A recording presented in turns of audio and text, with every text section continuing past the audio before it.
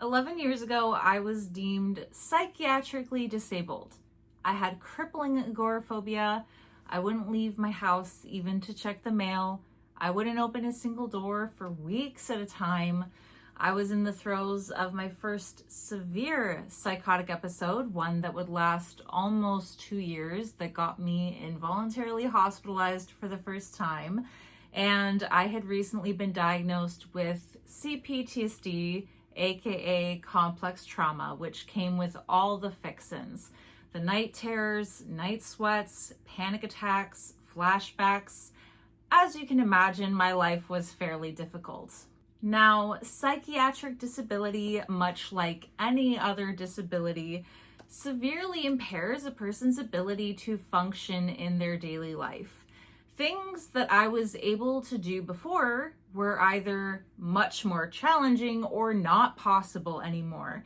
And one of these things that I had an inability to do was work. Now, I love work. I've always been the kind of person who's fulfilled through work. I never thought I would be, but I'm the kind of person that has a pretty strong work ethic. Why? Because I enjoy it. I like being busy. I like performing tasks. I like improving upon my skills day after day after day. So to lose this was a major blow, and it was something I really wanted to get back. The problem is that every time I tried to work, I failed. I would end up back in the psych unit because for whatever reason, work tends to exacerbate my symptoms of psychosis, and I haven't been able to get past that for a really long time. But after 5 years in remission from psychosis, completely asymptomatic with no symptoms in sight, I felt that this was the time. I've been feeling really stable for quite a while. I'd say the past couple of years have been my strongest, and I wanted to give it a go. So I entered the workforce. I got back into it, and well, I'm sure you can imagine how that went.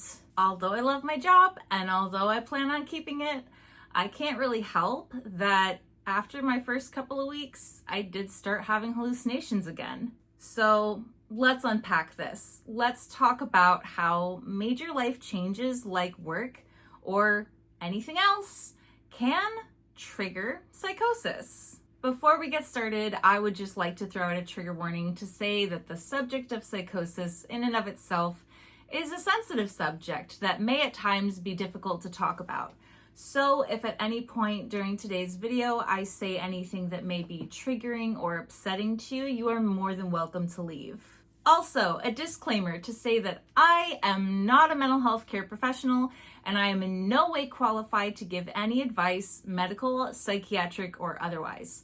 Who I am simply is a person living with serious mental illness who is here to share with you the wisdom and insight I've gleaned along my journey of mental health recovery. Now, getting back into it, let's get through a bit of a definition, I would say, of what psychosis is, at least for me.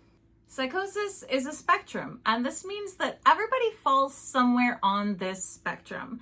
On one side of the spectrum, you have pretty mild symptoms, maybe brief instances of a hallucination or delusion, things that might not necessarily even be considered psychosis, but are of psychosis. And on this side, you have very extreme symptoms of delusions, disorganized speech and thought, hallucinations, negative symptoms, cognitive impairments. You have full-blown episodes. You have people who live in it daily, people who are disabled by it like I am, and I've been sort of fluctuating. So up until now, for the past 5 years, I've been way over here with no symptoms at all. And before that, I was way over here, really, really far gone, super lost in it. And now I'm somewhere in here. I wouldn't necessarily say I'm in psychosis, but the symptoms are back. They're not all-consuming like they normally are, but they are very, very distracting and very, very confusing. About a week after I started my new job, while I was still in the training and getting to know my workplace and coworkers, I started hearing music, and this has been intermittently popping up throughout my days ever since. I just wrapped up my first month at my new job. I think I'm like 5 weeks in now, and it hasn't really stopped. I'm not too concerned because I think in the past when I went into psychosis because of my work, it progressed a lot faster. However, I do think it's something to keep my eye on because, like I said, it hasn't stopped. It's really peculiar to start having symptoms again and be lucid, because usually when I'm in psychosis, I don't have insight. And insight is when you are able to identify your symptoms, like you're able to know when you're having symptoms and you can pinpoint them and say, yep, that's not real. I know I'm hallucinating. It feels very real, but I can identify that it is not. And anosognosia, which I typically have, is a symptom in which a person loses insight. They no longer have the ability to identify their symptoms. Therefore, they can no longer tell that anything is wrong or that anything has changed. When I'm in psychosis, I'm so engulfed in it that I have no idea my reality has changed. And I think that I'm perfectly sane and everybody around me is crazy. With insight, I don't think I'm insane, but I do think I'm pretty clever for being able to identify that that is not the radio, girlfriend. That is all in your head. So in this current state that I'm in, which I wouldn't call psychosis, I just think it's a relapse of symptoms, I'm mostly, exclusively having auditory hallucinations. And this is interesting to me because this is how my psychosis first presented when I had my initial episode in high school. I heard chatter, and that was my first symptom. It was a mild episode in which I still had insight, didn't know what was going on, but could tell there was something that was not right. And that first symptom from like creeping into psychosis, from it first manifesting, is kind of what's happening now. I've been hearing music, I've been hearing voices, I've been hearing like sports commentators through the radio, news reporters. Like, no one ever really talks to me, but there's talk all around me. Or it really just, a lot of it sounds like it's coming through the radio. Like there's always some kind of a filtered effect where it doesn't sound like it's in the room with me. It sounds like it's coming through a speaker. Fortunately, that's all it's been. It hasn't really been anything scary. It hasn't been my typical like gory hallucinations that are pretty hard to see. It's been neutral. I think that's a good sign because the times that I've had neutral symptoms are the times that I've been lucid, that I've had insight, and it seems like a good sign to me.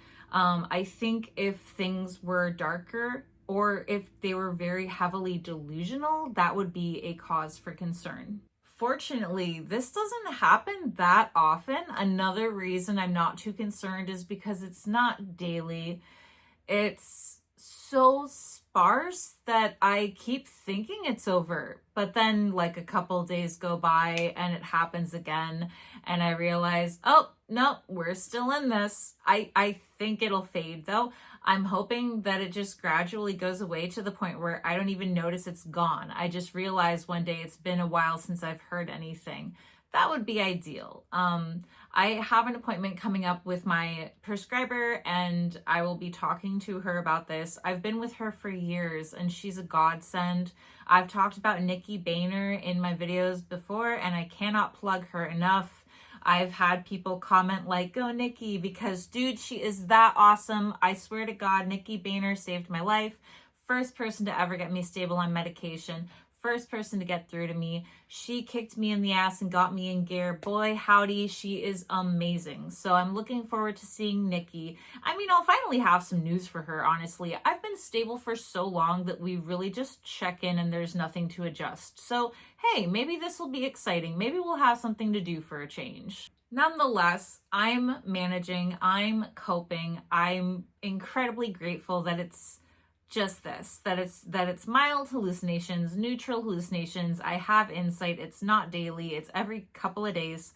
This I can live with. This is manageable. I think this is absolutely worth having gotten a job. I think that I think that I would do this all over again if I knew this was the result, honestly, much as I hate hallucinating because I would love to turn the noise off, like I could turn off a TV.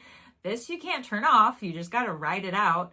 I would go through with this again if I knew this was the outcome, despite how much I hate hallucinating at all. Because this is something I've worked for such a long time. For over a decade, I've been trying to get back into work. And when I learned that I was unable to work, I was determined to overcome it quickly. I thought that in about a year, I would be back to work. It was a massive shock to realize that being disabled was my full-time job and that this would be my full-time job for over a decade. So this is a sacrifice, but it's one I'm willing to make. I intend to keep my job and continue with my job. I think that once I'm fully adjusted to having a work schedule and the hours and days off and what to do with those days, because I don't know what to do with them yet other than sleep, I will eventually acclimate and this will subside. And if not, again, I have Nikki to help me. And Nikki Boehner, again, she saved my life. I have complete faith in her to help me through this.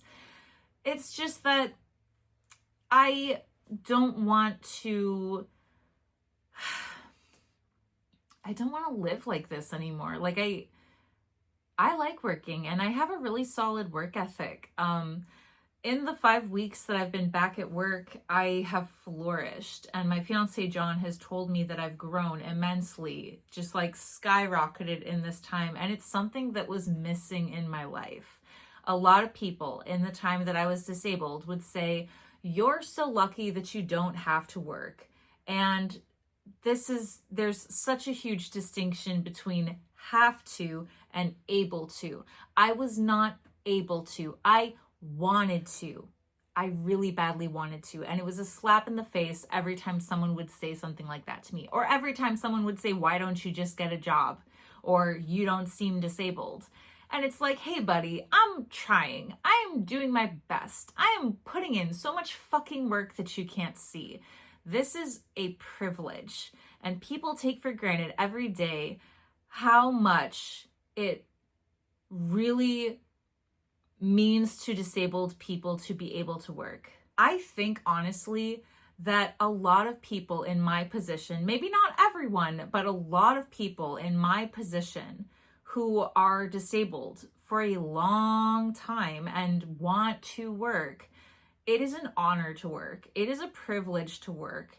It is something to, I don't know, like it's something to value. It's something to embrace. It's something you would want.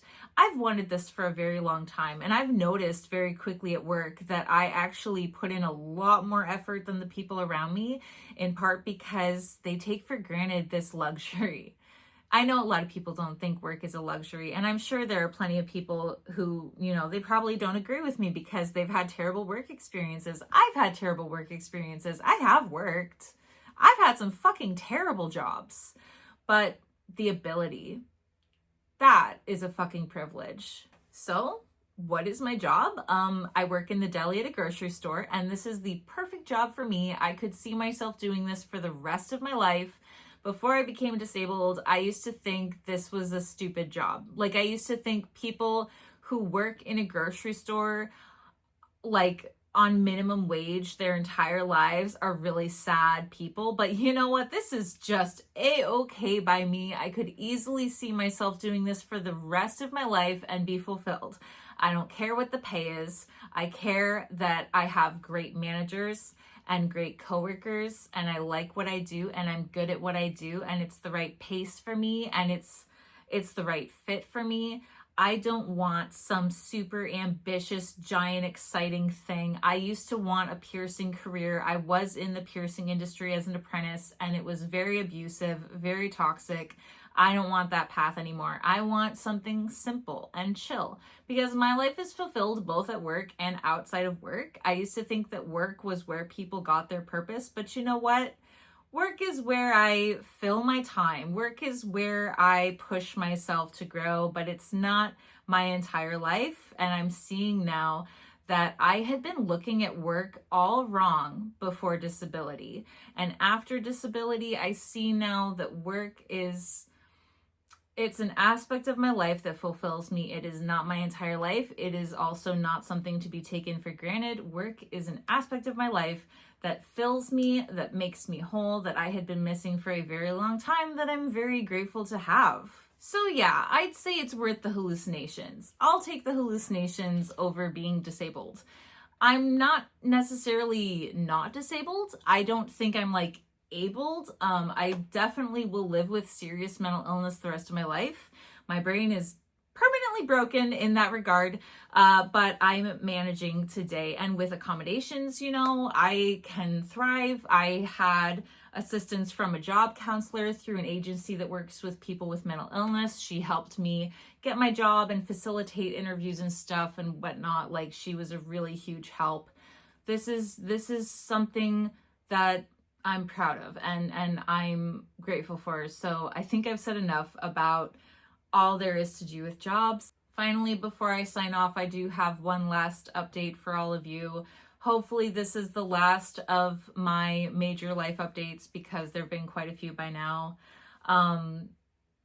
Yeah, I know people have probably noticed I haven't been putting out videos. And aside from the interview with John I did a few weeks ago, there have really just been these life updates about how my life is falling apart, how I relapsed on self-harm, how my CPTSD has flared up, how I've been having episodes in public, which have continued to happen. There have been like 4 now. I really have been waiting for a break, and I thought by now my life would stop spiraling. This all started in May and it is now August. And it just keeps going. A few weeks ago, my dad died, and that's been really, really hard. I am just bowled over by how painful this is. Like, I've never lost a parent before. It hurts a lot more than I realized it would. And this is simultaneous to like a lot of other stuff going on, because everything is getting worse in my life. Like, everything is getting worse. Like, I just feel so much pain every day, all the time. I'm really suffering. So I really want to be putting out videos right now, and I've been putting out some short form videos. I'm not sure what I'm doing with my channel. I'm not sure how much I'm going to be able to contribute to my channel. And, doing the short form videos is one thing because they're quick and easy, but I'm struggling to bring myself to do even that. I really thought when I did my life updates back in May and June that I'd be back from this hiatus by now. And I've been trying to come back. I had my interview with John, which I thought would be something to get the ball rolling, but I don't see my life getting any better anytime soon, honestly. I'm in my 4th month of this shitstorm, and each thing that's added to the struggle I'm in has doubled the thing before, and I cannot imagine anything worse than losing my dad, honestly. Wow.